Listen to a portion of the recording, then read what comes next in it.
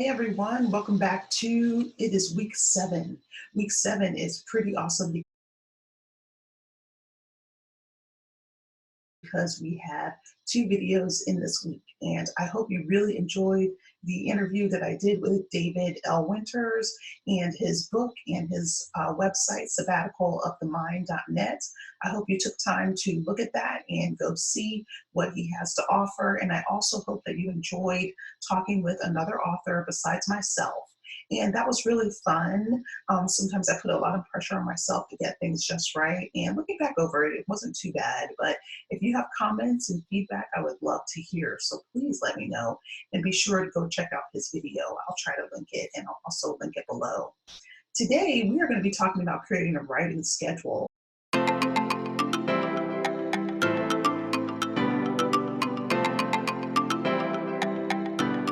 And while that may seem very simple, I think that there are a lot of factors that go into creating a writing schedule. And you would think that it's just, hey, sit down and write and try to write consecutively and consistently every single time during each day that you have available. But there are a lot of different things and that go into writing a book and finding out where your most productive time is. So it's not so simple as to create a schedule. You may find that you've had time to think about your writing and see when you could focus on your writing and also when was a time that was most productive for you. But what I wanted to focus on also, I will share my schedule and talk about things that I do and how I've also evolved into being a more dedicated writer, a more consistent writer, and really cut out some things that help me do what I said I was going to do and be more committed to keeping that schedule.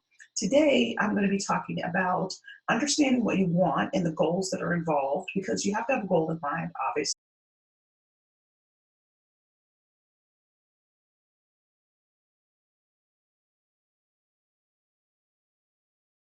Your goal is to write a book, but how many chapters do you want to do? Do you have your outline? Are you a plotter or a pantser for fiction writers?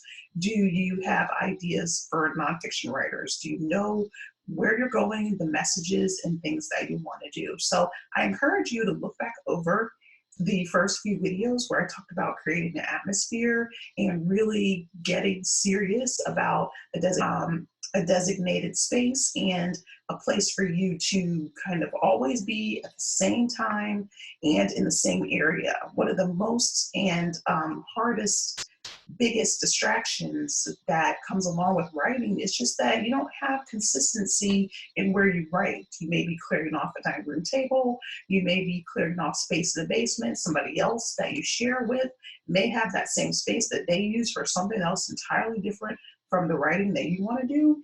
And it'll be really important for you to always have a same spot that you can go to. And that will really help you foster what you want to do every time. You know, it's kind of like the bathroom. Honestly, I'm going to use a really bad analogy, but you know what you came to do in there. You should have that same kind of application as far as it goes when you want to write. I come into my office here and I almost feel kind of magical. I know that sounds silly, but I know that I create such awesome stories, I think so, for people to read and people to absorb. And I just kind of feel good. I enjoy it. I love it. And I should always feel, and you should always feel like I'm going to do something really exciting that I cannot not do, and I'm going to have fun. So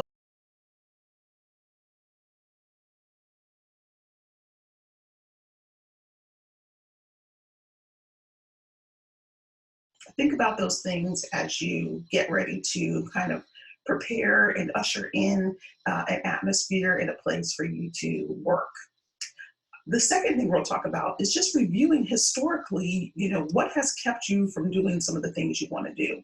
Even if writing is new to you, that's fine. So you haven't had any real historical perspective that you can have and that you can gather from doing that. But there are other things that you might have done in your life that you're like, I can't do this because of blah, blah, blah.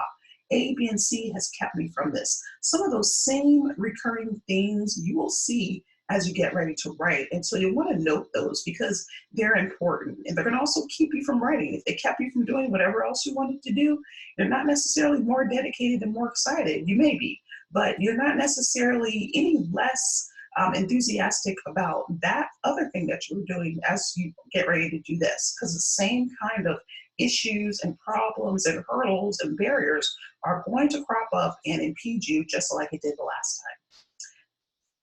Next is your distractions and your impediments. Your distractions and your impediments are just a couple of different things that continuously keep you from moving forward.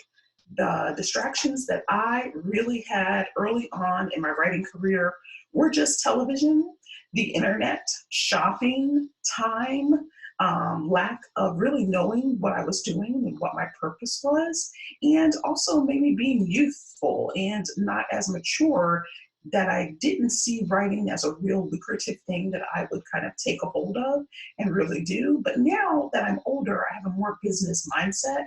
And so that motivates me to know that I have a certain number of books that I want to crank out and that I want to meet, before I die or before other things set in, such as senility or whatever else is gunning for all of us. But those things, as I slow up, as I age, I have a renewed vigor around my writing just because I've learned to master it and to become really purposeful and dedicated to pursuing my goals, which are to write as many books as I can, write quality books, and to keep publishing and marketing them for the consuming public.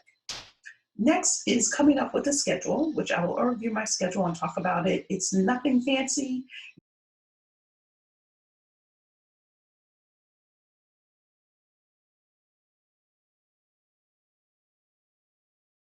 You'll be surprised. You probably have a similar schedule. And what is interesting is just that I work part-time now. So I'm out of the house 3 days a week for about 8 to 9 hours a day.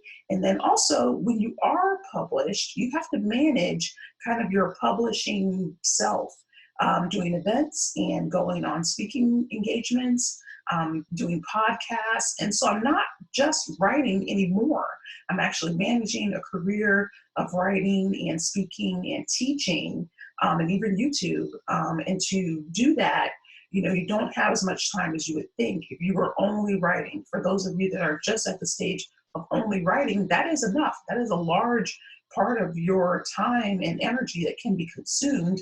And so, it becomes even more complex when you add in the number of things that I do to market myself and to secure engagements and book signings, library events for myself, and then how much time I have left over after I do those. So those will be important things. And finally, I'll offer some tips and tools, productivity books that I like and I've seen. Some of them I haven't even read all the way through, but what I do is, like I mentioned, for some of our books that we're writing, people are going to skim it and get little nuggets of wisdom and help them enhance whatever they're doing.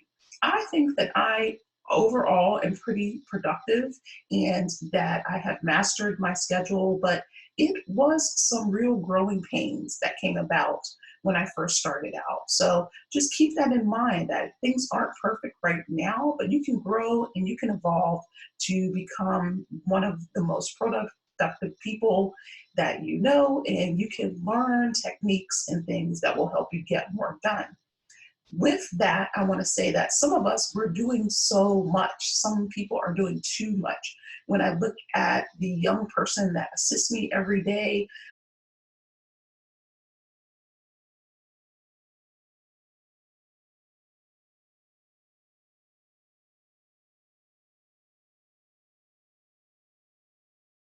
with caregiving and helping me get the things that I do, she has like 4 jobs. I want to caution people that, take a break.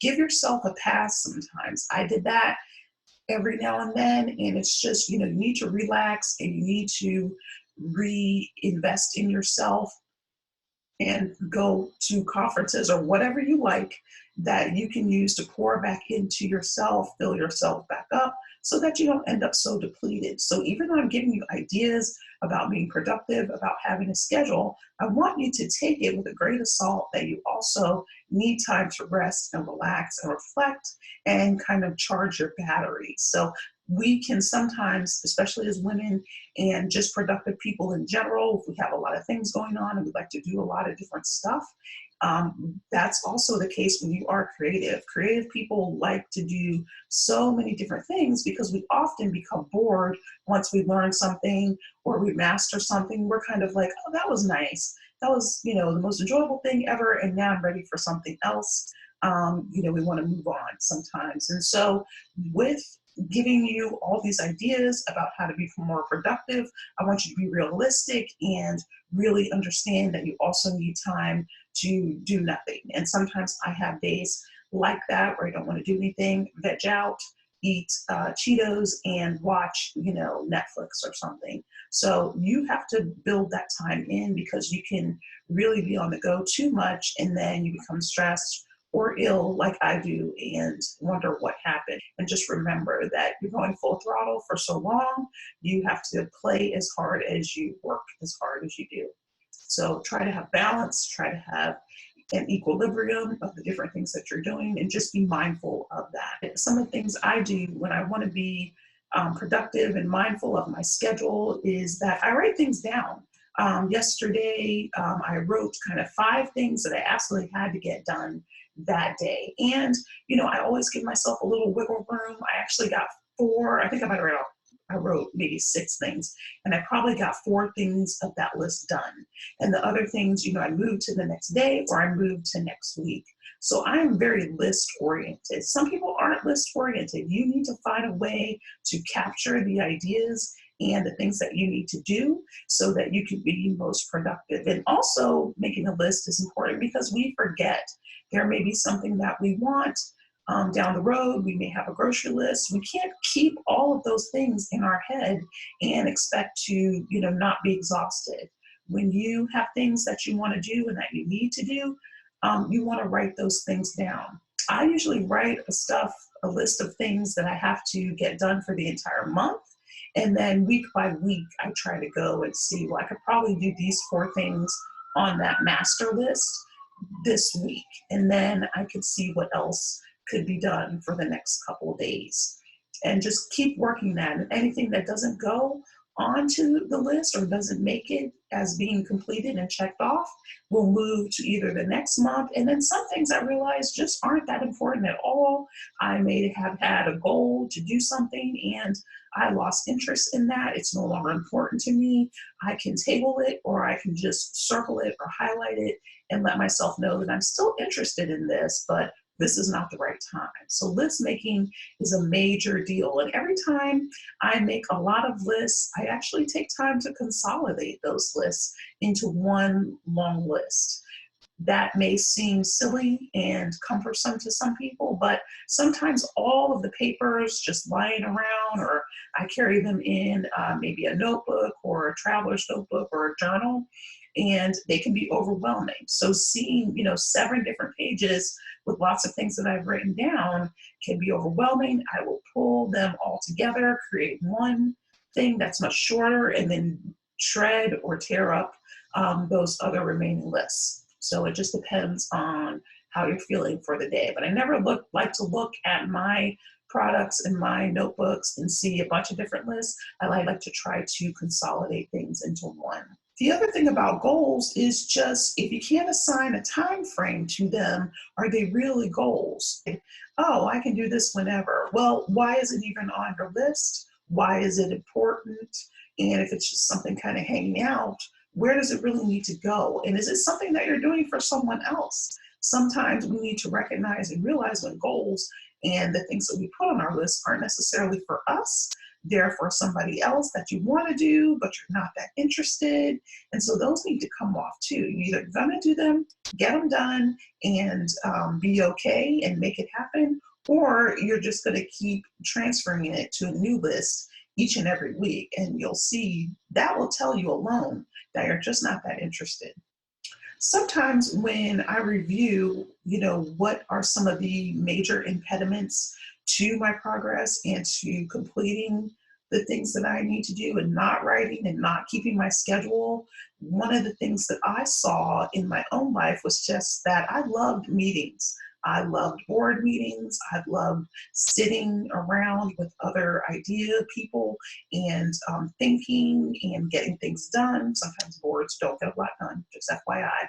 But there was something about the energy of the ideas that would happen at a board meeting or at a volunteer group or at a women's event, luncheon, or planning a luncheon, planning a conference. Those things used to really excite me so much. And when it was time, when I made the choice to get off of the leave, turn in my resignation letter, I had to really struggle with that. And that is because I realized that a lot of my dignity was wrapped up in this kind of meeting performance. There was something about getting around with a bunch of people, everybody articulating their ideas and making things come to fruition as a result of generating wonderful ideas, talking about them, getting excited about them, starting to put in motion how the idea was going to pan out, and then coming to the event where you've done all this work for a year and watching that unfold. What I understood was that maybe, and I don't think I was afraid to be alone and to be kind of in my room with the characters, in my office with the characters and people around me. It's just that that was kind of a feed that felt really good. Another reason that that is important to note is because I realized part of that was about disability. There is something, people with disabilities are often overlooked, I feel, and are often discounted as not having an ability to articulate their thoughts and ideas. And so being in a board meeting was almost a way for me to perform, to say that I have ideas and let me show you how well I can talk with the best of you and chat and get things done. And it was almost like I was proving myself. Now, I won't negate any of the experiences that I've had, because some of the board meetings actually end up in some of my fiction stories where these women present themselves as these executives for different organizations, and that's part of their involvement too. And so I was excited that I actually put some of that, these kind of overworked, overpaid nonprofit people, a lot of that shows up in some of my writing. But my point is that my own personal struggle was with needing to have a way and an outlet to perform and show that I could get along with the best of them. And I couldn't do that sitting in front of a computer just writing, writing, writing. So I got rid of probably 3 different organizations that I used to be involved in.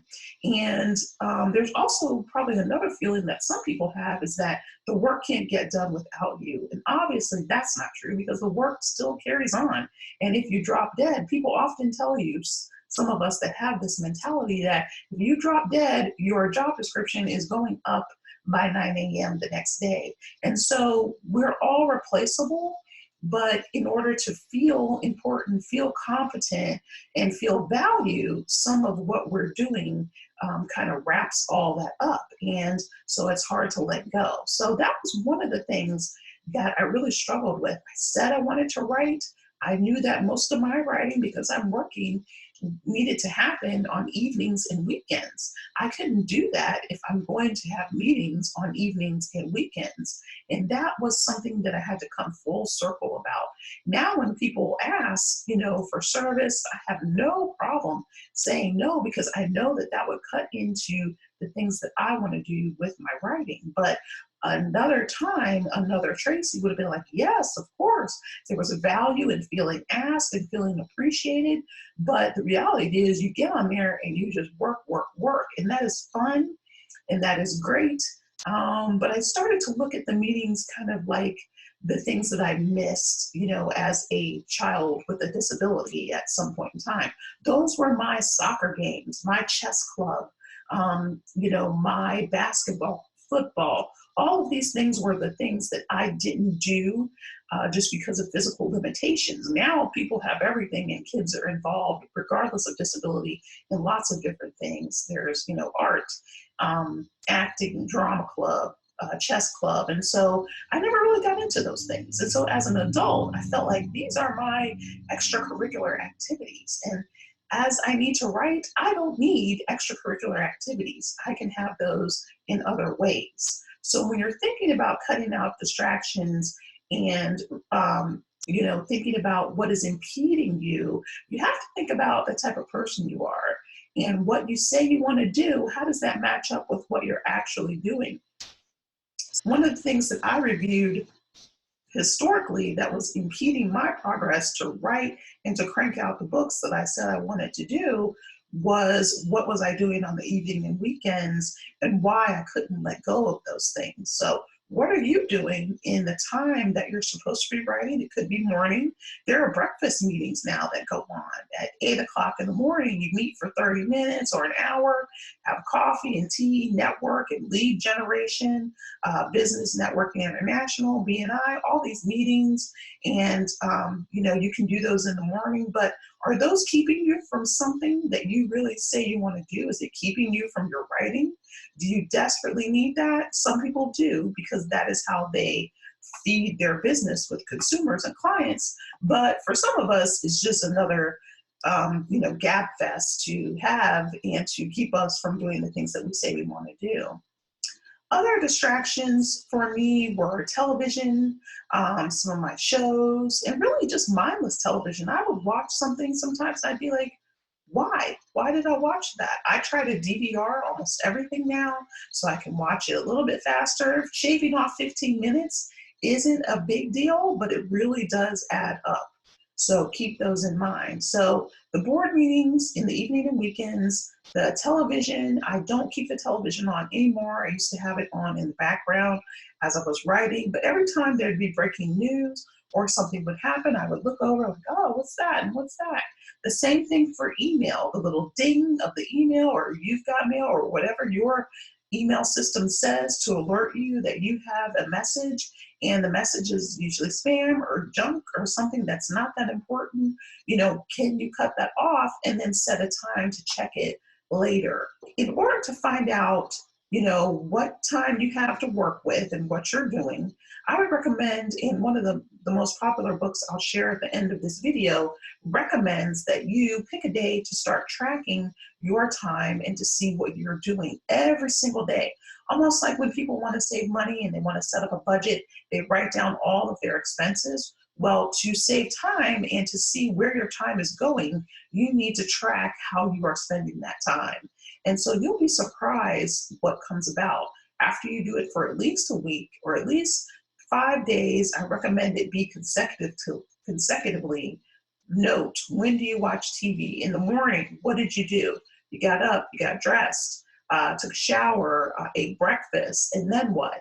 On down all the way till the evening until you get ready to close your eyes again. A lot of people have a lot of wasted time in the morning and the night, and usually a little bit in the middle of the day. That's just the nature of things. You're either waiting in line, you're going somewhere, or you are, doing something, preparing something. There is some idle time there for you to find and for you to begin to write ideas down, write down things that you can do. I wrote 2,000 words waiting for a doctor's appointment. I was early and I had time. I sat in the car and I just used my phone and the mic to do a scene. And that's another tip, is to think about your book every single day and the scenes, think in terms of scenes, and then write those scenes.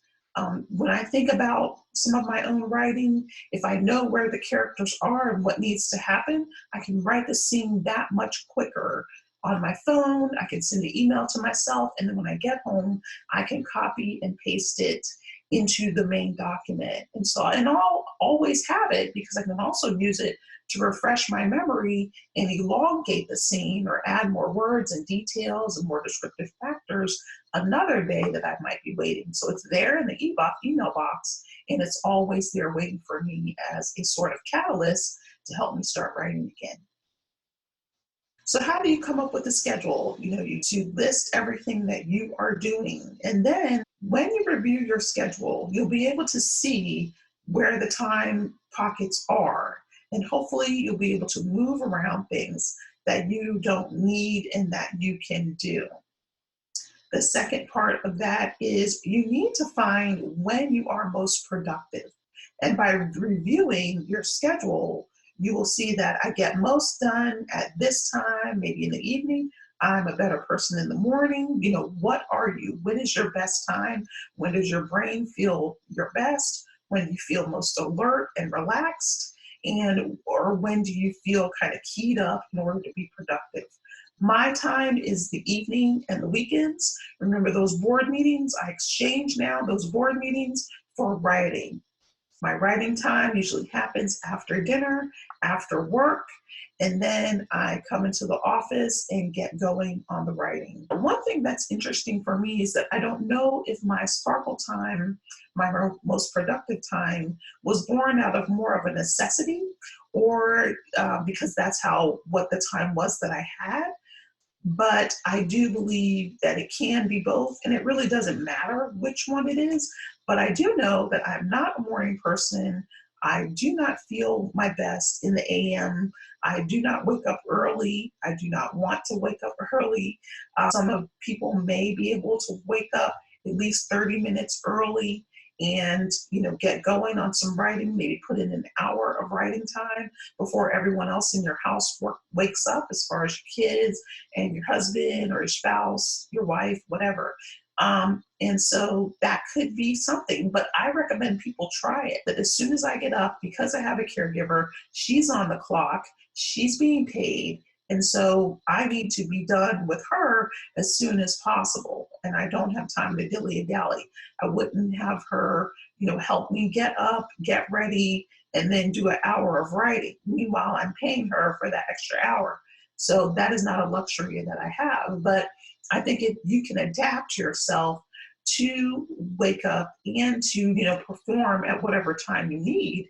It just has you do consistently in order to work. I've always been a night person. I can stay up till 11, 12 o'clock at night and just be working and writing in the office on my computer. And so that is what has come to be my sparkle time. So as we look at my schedule, you'll notice that Monday through Wednesday, I am working. I have 2 hours, sometimes an hour. It really depends on how much I need to do to get ready. And then I'm out the door. I try to be out by 9:30. And then I'm working 7 to 8 hours those 3 days as a part-time person. And that's really, really focused on work. There isn't any writing time that happens at work, except every now and then, if it's a slow day, I may go outside for a break if it's nice out, and I may use my phone to talk my text and actually write maybe 2,000 words that particular day. So, my output hopefully is about maybe 8,000 words a week.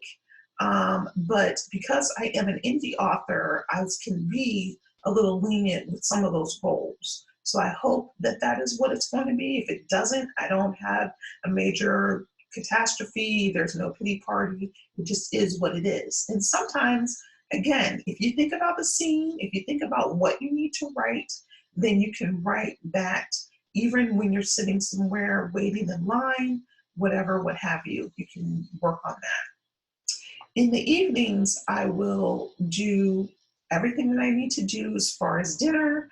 I love my news. I'm an evening news junkie. I probably watch all three of them on the major networks and have two that are my favorite. And then, watching Jeopardy maybe or some other game show.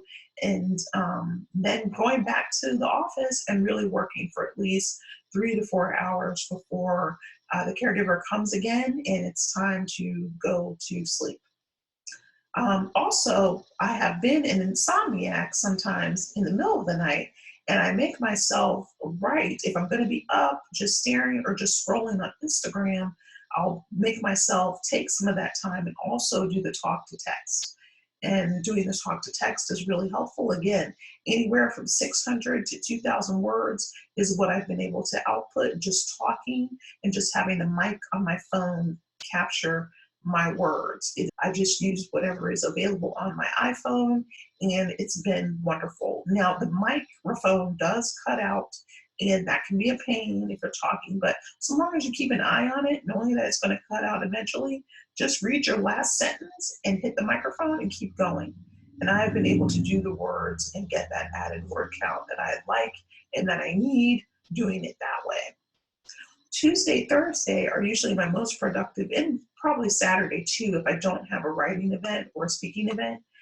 Those are the most productive times. I know that I have time to get more words done, but also one of those days is okay for the veg out. And when I talk about veg out, it's not always the whole day. It's just a few hours to kind of read something, read a magazine article, listen to something on YouTube, watch some instructional videos, or watch people thrifting. That's honestly something that I used to enjoy a lot. I can believe that people would just go in there and show, what they hauled at the thrift store. That was for sure my favorite time, and I have some awesome people that I still follow and still love to watch, such as Thrift Your Heart Out, one of my faves. Next, Saturday and Sunday, usually on Saturday, if I have an event, I'm not any real good after those events. Most of the time, I feel like those events require you to be on. And by on, I just mean a little extra excited, a little extra animated, and that can really take a toll on you. If you have a lot of people coming by your book signing table, or you're doing a workshop. I'm doing a 3-hour workshop next month, or actually the month after March, in April.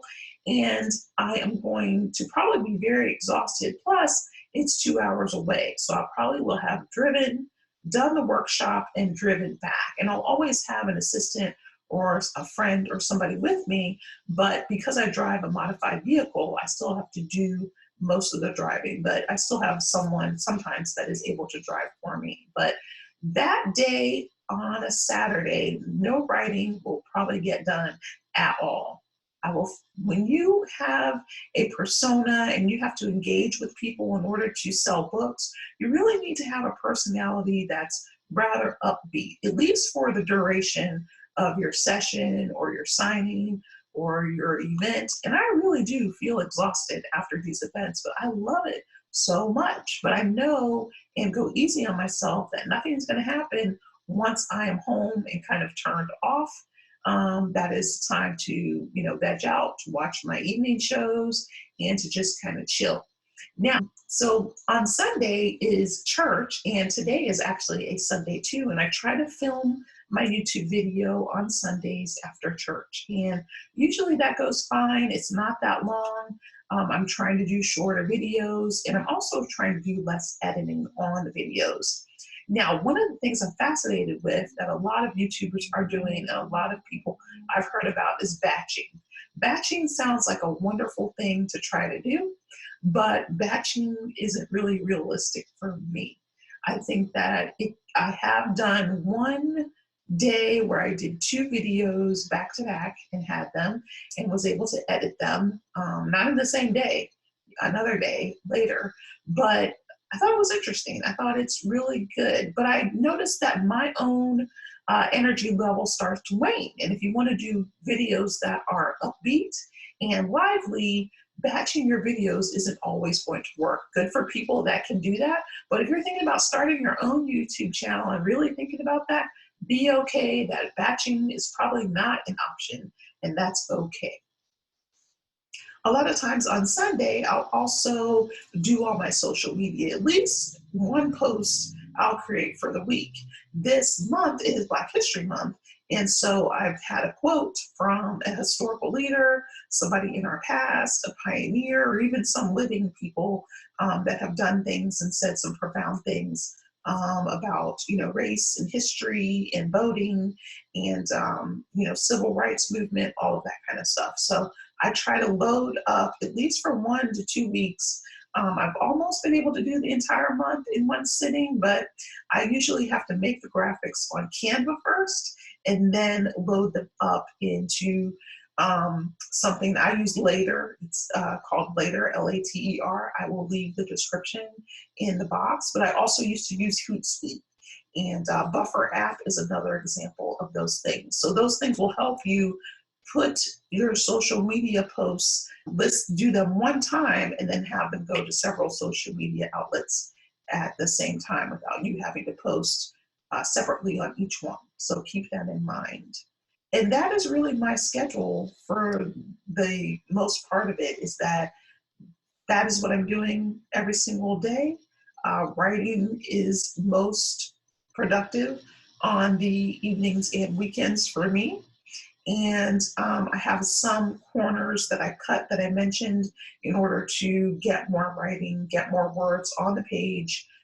When I'm waiting in line, waiting for people, waiting for service, waiting for appointments. That is how I'm able to write the books that I write and get it all done. So I'm still not a full-time writer. If I were, hopefully there would be at least 2 books a year instead of maybe one book a year. But that's also a preference. I have released 2 books in 1 year, and honestly, it was a wonderful experience. I was glad I was able to meet that goal, but it was exhausting, the promotion and the amount of promotion that you have to do for one book and that you have to do for the second. And that's another thing. People will tell you that the money is in the rapid release. And I do agree with that. The money is in when you can release a book close together to another book. So when you release them rapid, there's actually a book, if you would like, on rapid release, and I will link that. But the point is that you have to work at a schedule in a time frame that's convenient for you. People will, find your books and they'll support you, and that's fine. But you also have to come up going back to that goal. Do you want to make millions of dollars? Releasing your books close together will get you that. Or do you want to release at a pace that is manageable and doable for you and just keep going, as much as you can at your own pace, and a pace that you won't feel like you're dying trying to do this. So, and plus, if I was writing full time, then yes, there's absolutely no reason I shouldn't be able to release more than one book in a year. That's not the reality at this time. And you have to be okay with that. It's a slow evolve. It's a slow way to get to where you're going, but it's a way that works for you. And at the end of the day, that's all that really matters. I'll list those productivity books at this time, and I will see you. I hope this has been helpful. I hope that you have enjoyed hearing about, being productive and making sure that you can get everything that you need to get done. And I hope that you will come back and visit with me again soon. One more post for this month, and we will have 8 videos that we've done. I'm so excited. I am happy to keep going, but also want to hear what subjects you want to hear about and you want me to talk about. I'll see you next time. Enjoy. Have a great week. Bye-bye.